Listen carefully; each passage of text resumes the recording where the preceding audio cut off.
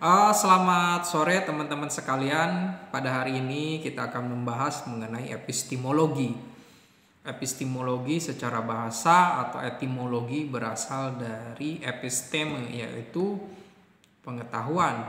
Kemudian logos itu berarti perkataan, bisa juga dianggap pengetahuan. Maka epistemologi berbicara atau membahas mengenai pengetahuan. Jadi kita punya pengetahuan dan kita bahas pengetahuan ini sumbernya dari mana? Apakah benar dari rasionalitas yang logis, atau itu hanya spekulasi saja? Apakah pengetahuan ini berdasarkan pengalaman? Nah, ini pengalaman ini berdasarkan pengalaman langsung atau tidak langsung.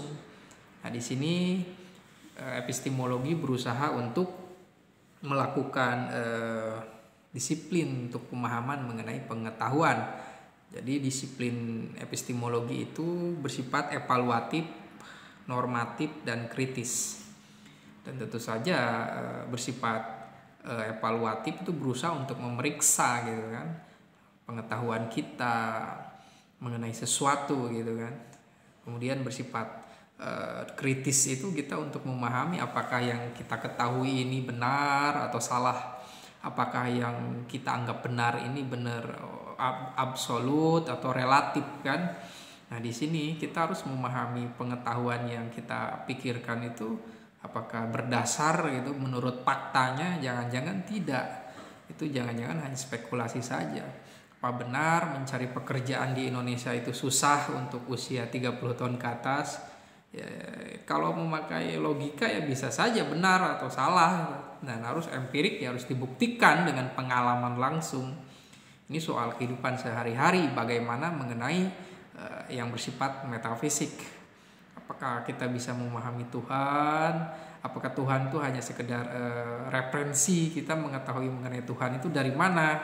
Dari pemikiran gitu. Itu juga bukan pemikiran kita, pemikiran orang lain. Melalui intuisi orang lain yang kita dikabarkan, kemudian dari kitab suci gitu kan. Lalu apakah pengalaman kita itu ada mengenai ketuhanan? Apakah pengetahuan kita ini berdasarkan pengalaman langsung atau berdasarkan pengalaman dari yang lain?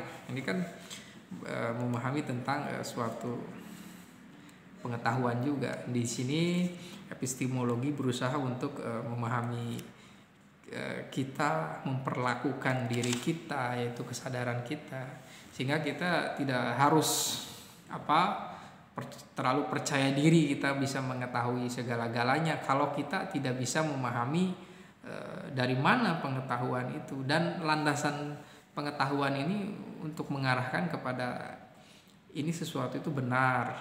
Benarnya sampai mana, kebenarannya berdasarkan apa gitu kan, dan batasan benarnya di mana, juga kesalahannya itu karena apa di dalam berpikir mengenai manusia, mengenai analisis sosial misalnya, mengenai konflik sosial. Nah, dan epistemologi berusaha untuk memahami bahwa apa yang kita benarkan itu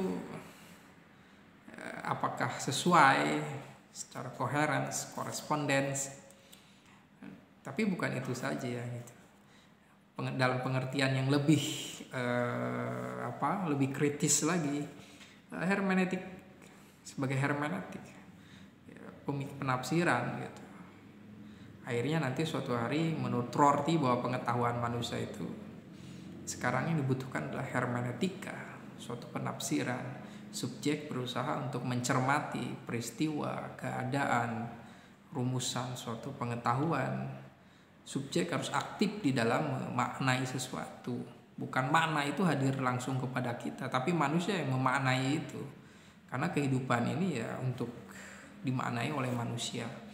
Dan epistemologi di sini berusaha untuk memahami susunan pengetahuan. Apa sih syarat-syarat misalnya pengetahuan itu dianggap benar? Apakah bersifat a priori, a posteriori saja, atau sintesis a priori, atau apakah pengetahuan itu harus jelas, bagian-bagiannya menyeluruh menurut